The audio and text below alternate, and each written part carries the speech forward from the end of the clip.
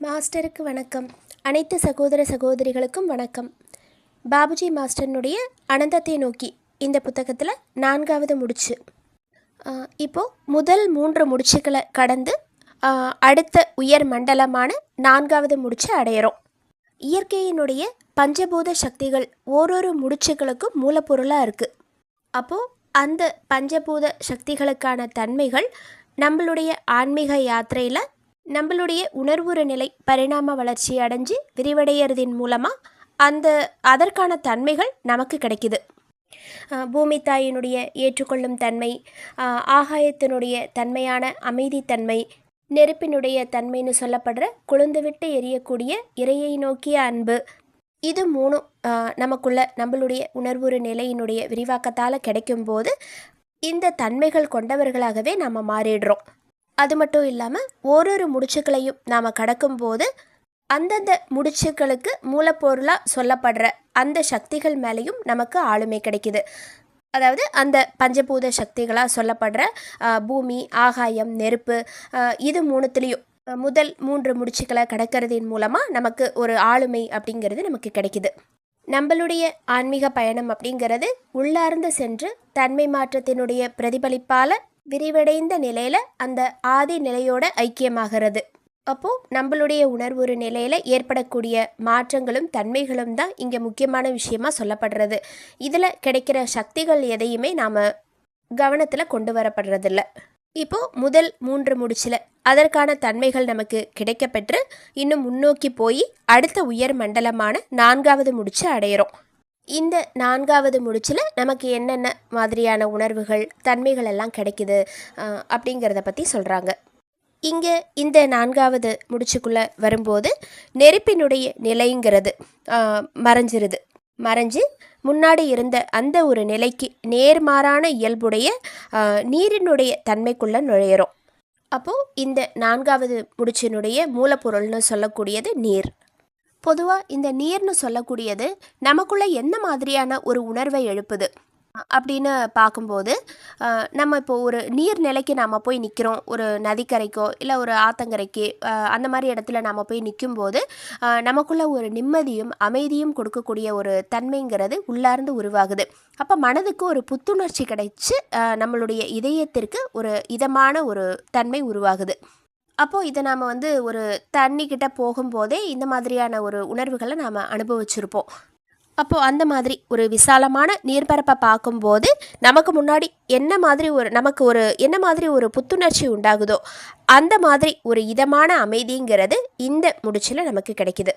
இதற்கு முன்னாடி 3வது முடிச்சில் நெருப்பினுடைய தன்மை அந்த ஒரு நிலை மாதிரி, அதாவது மாற்றம் அடைஞ்சு அங்கே ஒரு கொழுந்து விட்டு எரியக்கூடிய ஒரு அன்பினுடைய கனல் உள்ளுக்குள்ளே நமக்குள்ளே அந்த மாதிரியான ஒரு உணர்வு உருவாகுது. அப்போது அன்பு செலுத்துறதுக்காக நாம் தவித்து கொண்டு இருக்கிற ஒரு உணர்வு, அந்த அன்புங்கிறது தெய்வீகத்தை நோக்கி போகுது. அப்போ அந்த மாதிரி ஒரு பரிதவிப்பான ஒரு நிலைங்கிறது அன்பிற்காக 3வது முடிச்சில் நமக்கு உருவாக்கப்படுறது. இப்போ அந்த உணர்வுங்கிறது அமைதி அடையுது அப்படின்னு சொல்கிறாங்க. அந்த அன்பு நம்மளுடைய லட்சியத்தை நோக்கி போகக்கூடிய ஒரு நதியாக இங்கே மாற்றமடையுது. நெருப்பு மாதிரி ஒரு கொழுந்து விட்டு எரிஞ்சிட்டு இருந்த நமக்குள்ளே இருந்த அந்த அன்பு ஒரு நீரினுடைய தன்மை மாதிரி அமைதியாக மாறுது அப்படின்னு சொல்கிறாங்க.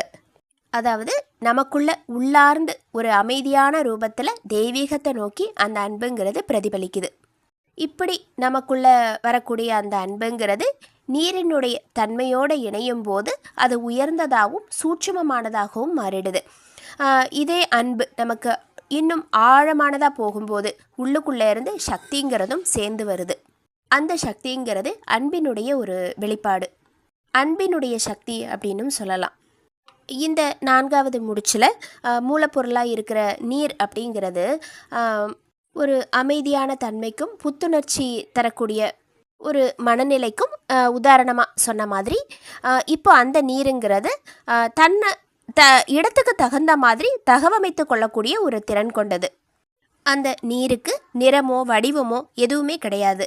இப்போது அந்த மாதிரி நாம் எந்த சூழ்நிலைக்கு தகுந்த மாதிரியும் நம்மளை மாற்றிக்கிட்டு ஒரு சமமான வாழ்க்கை வாழறதுக்கு பழகிறோம். அப்போது லௌகீகம் ஆன்மீகம் இது ரெண்டுத்தையுமே ஒத்து வாழக்கூடிய மனநிலைங்கிறது இந்த இடத்துல நமக்கு கிடைக்குது. யார் ஒருத்தங்களை பற்றின ஒரு முன்கணிப்போ கருத்து வேறுபாடுகளோ இல்லாமல் எல்லாரையுமே ஒரு அன்பாக அரவணைச்சு வாழக்கூடிய ஒரு தன்மைங்கிறது உருவாகுது. இப்போ இந்த தன்மைகள் எல்லாமே நமக்கு எந்த விதமான ஃபோர்ஸும் இல்லாமல் இயல்பாகவே வளருது அப்படின்னு சொல்கிறாங்க. நாம் நினைக்கிறது, பார்க்குறது, பேசுகிறது இது எல்லாத்துலேயுமே அந்த அன்புங்கிறது வெளிப்பட்டு நமக்குள்ளே இருக்கிற எதிர்மறை விஷயங்கள் எல்லாமே அகன்று நம்மளுடைய ஆன்மீக பயணத்தில் ஒரு புது மாதிரியான அன்பு உள்ளார்ந்து வெளிப்படுறதின் மூலமாக நமக்குள்ள ஒரு விழிப்புணர்வு, பயிற்சியின் மேலே இன்னும் அதிகப்படியான ஆர்வம், குருவின் மேலே ஒரு விதமான ஏக்கம் இது எல்லாமே நமக்குள்ளே வளருது. இதன் மூலமாக முன்னேற்றமும் கிடைக்குது அப்படின்னு சொல்கிறாங்க. இப்போது இங்கே நீர் அப்படின்னு சொல்லக்கூடிய அந்த மூலப்பொருளினுடைய தன்மைங்கிறது நமக்கு முழுமையாக கிடைக்குது. இந்த 4வது சக்கரத்தில் நமக்கு என்னென்ன உணர்வுகள்லாம் வருது அப்படின்னு சொல்கிறாங்கன்னா, பயம், கவலை, தைரியம், பணிவு, ஒரு திகைப்பான மனோபாவம் இந்த உணர்வுகள் எல்லாம் இங்கே நமக்கு கிடைக்குது. இப்போது முதல்ல பயம் அப்படின்னு எடுத்துக்கும்போது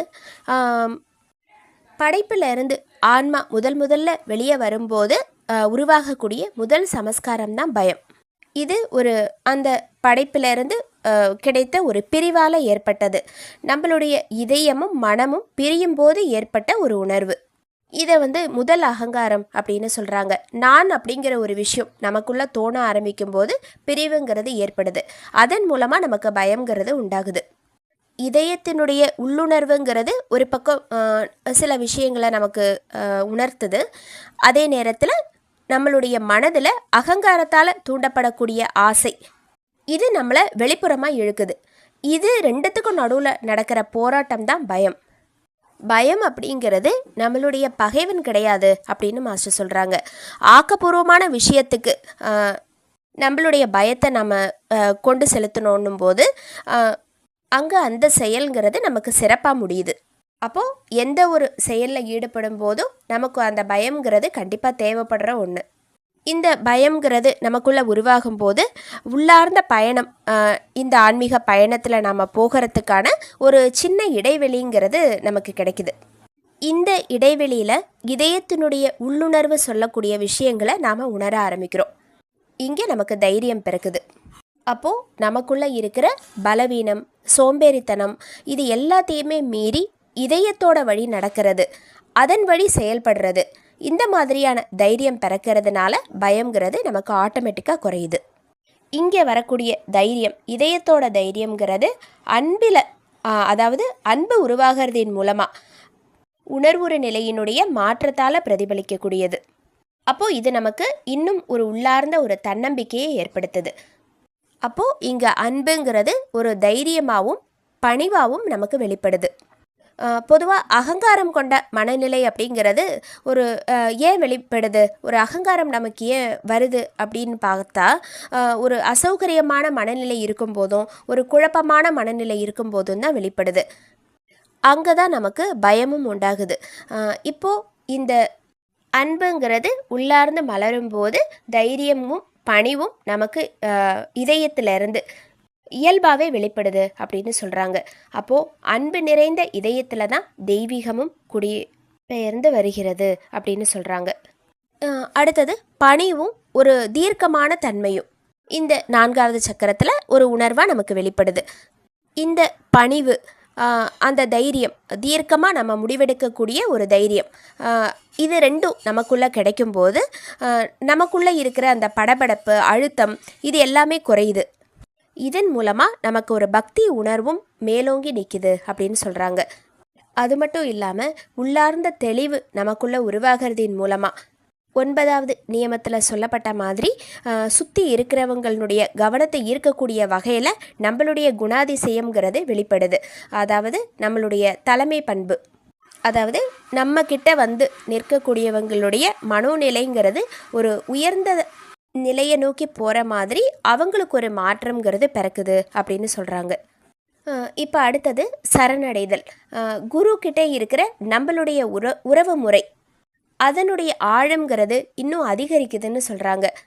அந்த ஒரு அதிகரிக்கக்கூடிய உறவு முறையினுடைய ஆழம்ங்கிறது சரணடைதல் அப்படிங்கிற அந்த ஒரு மனோநிலைக்கு நம்மளை கூட்டிகிட்டு போகுது.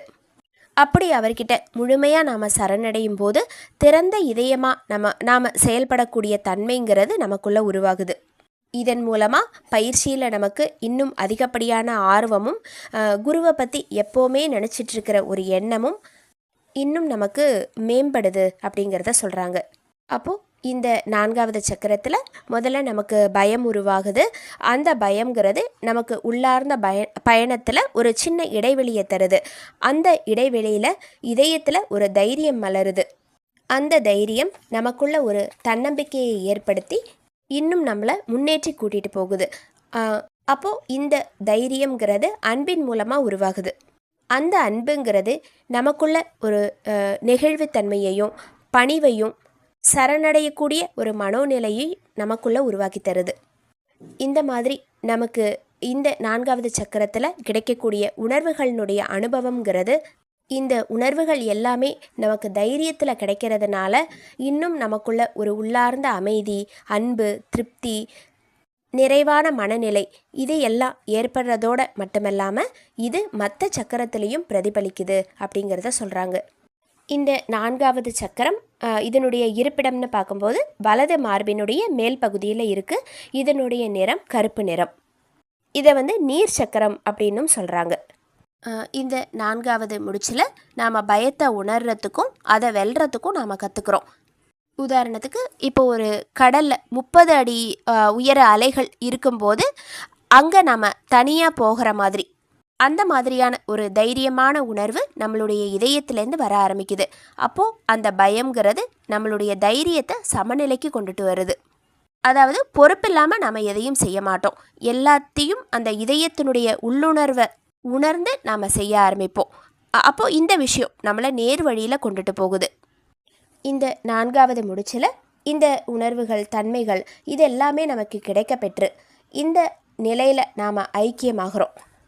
இப்போது அடுத்தது இந்த ஐக்கிய நிலையில் நாம் நிலை பெற்று நின்றால் இதில் எவ்வளவுதான் சுற்றி திரிந்தாலும் இந்த மூலப்பொருளின் மீது மட்டுமே நாம் ஆளுமை பெற முடியும் அப்படின்னு சொல்கிறாங்க. அதாவது இந்த 4வது முடிச்சில் நீரினுடைய தன்மையான நெகிழ்வுத்தன்மை, ஒரு தைரியம் இதெல்லாம் நமக்கு கிடைச்சிருச்சு அப்படின்னும் போது இதே இடத்துல நாம் இருந்துட்டோம் அப்படின்னா இது வரைக்கும் மட்டும்தான் நமக்கு கிடைக்கும். அதாவது இந்த நீர் அப்படிங்கிற அந்த மூலப்பொருள் மேலே மட்டும்தான் நமக்கு ஆளுமைங்கிறது கிடைக்கும். அப்போது இதை தான் மாஸ்டர் பக்கவாட்டில் விரிவடைகிறது அப்படின்னு சொல்லுவாங்க.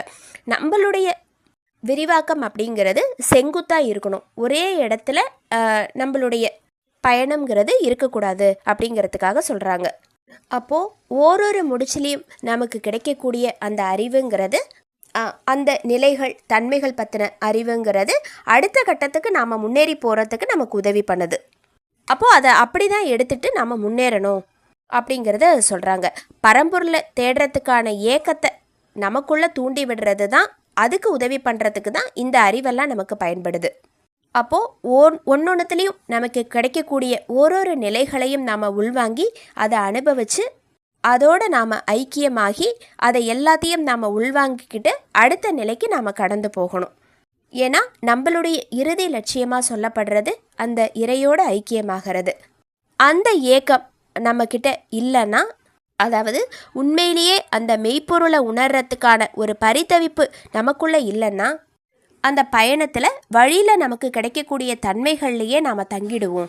அது மட்டும் இல்லாமல் ஓரொரு மூலப்பொருள் மேலே நமக்கு ஆளுமைங்கிறது நமக்கு கிடைக்கும்போது பலவிதமான சித்திகள், அற்புதங்கள் இதெல்லாமும் நமக்கு சேர்ந்து கிடைக்கும். அப்போது அதில் நம்மளுடைய எண்ணத்தினுடைய கவனத்தை செலுத்தி அந்த அற்புதங்கள் எல்லாத்தையுமே நிகழ்த்த தொடங்கிடுவோம். இப்போ இது உதாரணத்துக்கு தண்ணி மேலே நடக்கிறது, காற்றுல மிதக்கிறது, வாயிலேருந்து நெருப்பு வர வைக்கிறது, இந்த மாதிரியான சில அற்புதங்கள் இதை எல்லாத்தையுமே செஞ்சுட்டு இதே இடத்துல நாம் ஸ்டே ஆகிடுவோம். அடுத்த கட்டத்துக்கு நம்மளால் முன்னேற முடியாது அப்படிங்கிறத சொல்கிறாங்க. அப்போது இதிலெல்லாம் நம்ம கவனத்தை செலுத்தாமல் நம்மளுடைய எண்ணத்தினுடைய சக்தியை மெய்ப்பொருளை தேடுறதுக்கான ஏக்கத்தில் நாம் கொண்டுட்டு போகணும். அப்போது அந்த ஏக்கம்தான் நமக்கு உதவி பண்ணுது உயர்ந்த நிலையை நோக்கி முன்னேறி போகிறதுக்கு. அப்போது ஓரொரு நமக்கு கிடைக்கக்கூடிய ஓரொரு நிலையிலையும் நாம் ஐக்கியமாகி அதனுடைய தன்மைகளை நாம் ஒத்து கொண்டுட்டு போகும்போது அந்த தன்மைகளை நாம் உள்வாங்கிக்கிட்டு அதை வளர செஞ்சுட்டு இன்னும் முன்னேறி போகும்போது அந்த குறிப்பிட்ட மண்டலத்தினுடைய நிலையை நம்மளால் முழுமையாக உணர முடியும். அப்படி முழுமையாக உணர்ந்து நாம் அடுத்த நிலைக்கு முன்னேறி போகிறோம் அப்படின்னு சொல்கிறாங்க.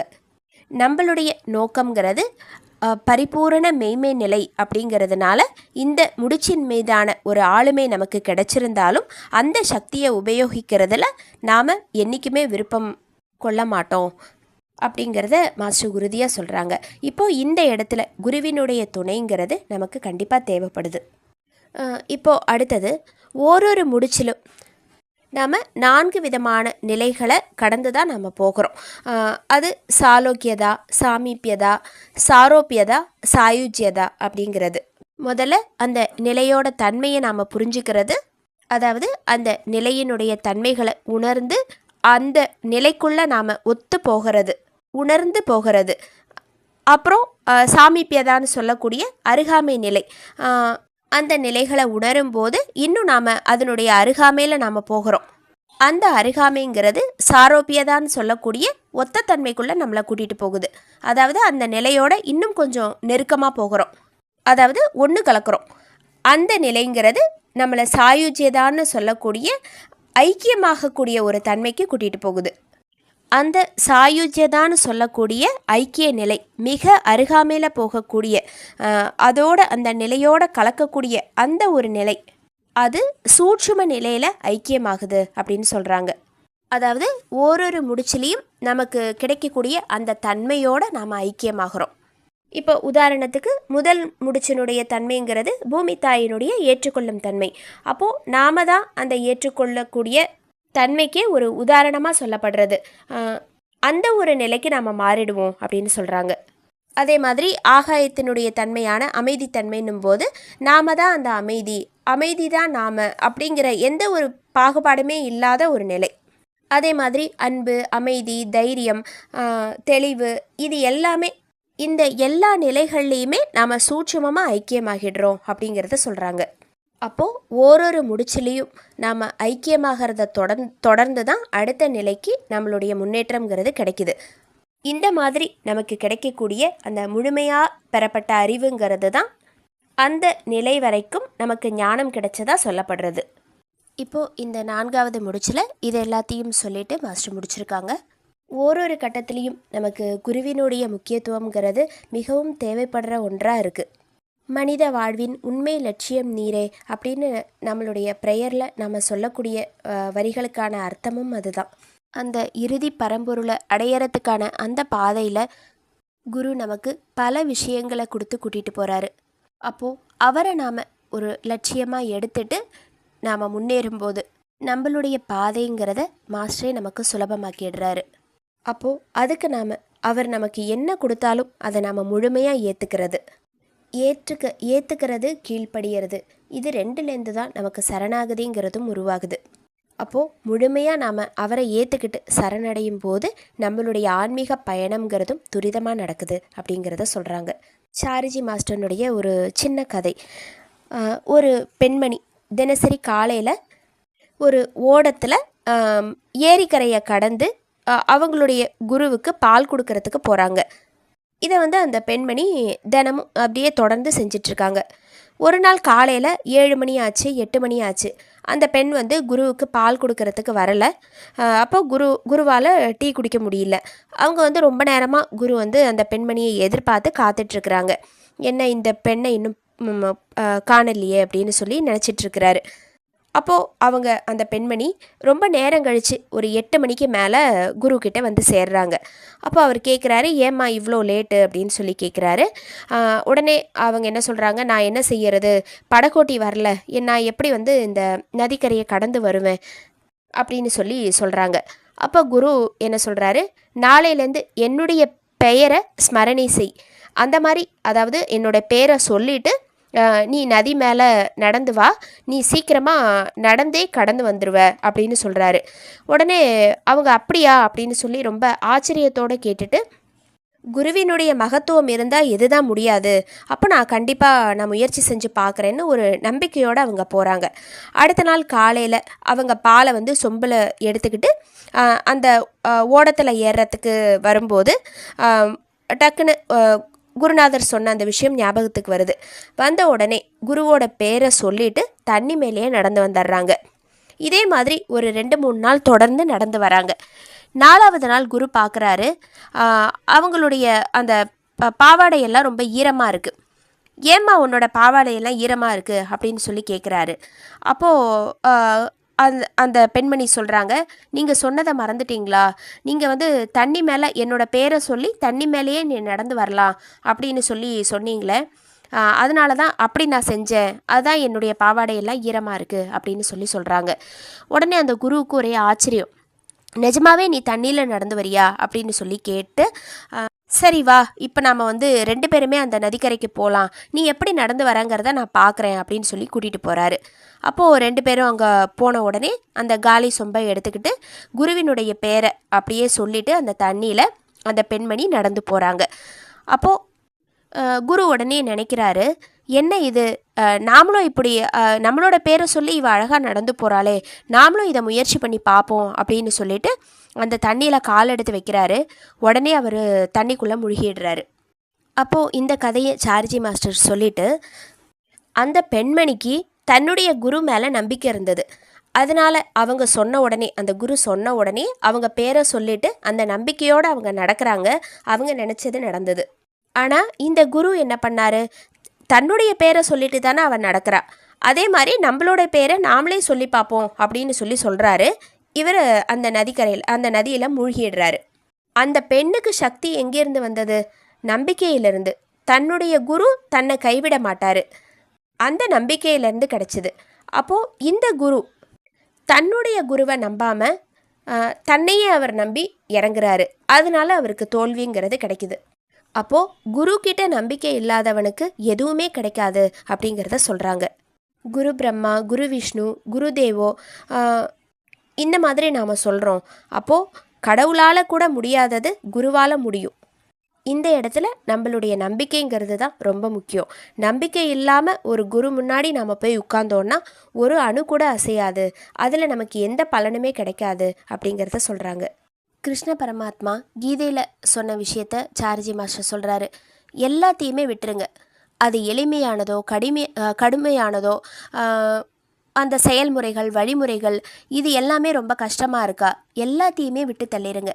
ஒன்றே ஒன்று மட்டும் போதும், நம்பிக்கை கொள்வது, குருவின் மேலே நம்பிக்கை கொள்வது, அன்பு காட்டுறது. உங்களுடைய இதயத்தில் அந்த எல்லையற்ற பரம்பொருள் கிட்ட, அது இறைவனா, தெய்வமா, மாஸ்டரா, இப்படி எப்படி அழைச்சாலும் சரி, அதன் மேலே உங்களுடைய அன்பை உருவாக்கிக்கோங்க, நம்பிக்கையை வளர்த்துக்கோங்க. அப்படி பண்ணும்போது ஒரு தாய் தன்னை நேசிக்கக்கூடிய குழந்தைய எப்படி அணைச்சிக்கிறாங்களோ அந்த மாதிரி நாம் செய்யக்கூடிய எல்லாமே எளிதாயிடும். கிருஷ்ண பரமாத்மா சொல்கிறாரு, என்ன அடையறதுக்கு ஞானிகள் கூட ரொம்ப சிரமமான எண்ணற்ற பிறவைகள் எடுத்து தான் என்ன அடையிறாங்க. அப்போ அவங்களுக்கு கூட இது எல்லாமே தேவைப்படுது. ஆனால் உண்மையான பக்தர்களுக்கு சிரமங்கிறது எப்போவுமே கிடையாது. உங்களுக்கு பிரியமானவன் யார் அப்படின்னு சொல்லி கிருஷ்ண பரமாத்மா கிட்ட அர்ஜுனன் கேட்கும்போது பக்தன் அப்படின்னு சொல்கிறாரு. அப்போது நாம் நம்மளுடைய குரு மேலே வச்சிருக்கிற பக்தி, ஸ்ரத்தை, முக்கியமாக நம்பிக்கை, இந்த குழாயை நாம் திறந்தோம் அப்படின்னா குருவாலேயே எதையுமே தடுக்க முடியாது. அவர் பூரணமாக நம்மளுடைய பக்கத்தில் வந்து உட்கார்ந்தே ஆகணும். நம்மளுடைய இதயத்துக்குள்ளே அவர் இறங்கி தான் தீரணும். இதுதான் நாம் வச்சிருக்கிற அந்த நம்பிக்கையினுடைய மகத்துவம் அப்படின்னு சொல்லி முடிக்கிறாங்க. இந்த 4வது முடிச்சு இதோட முடிஞ்சது. மாஸ்டருக்கு நன்றி. அனைத்து சகோதர சகோதரிகளுக்கும் நன்றி.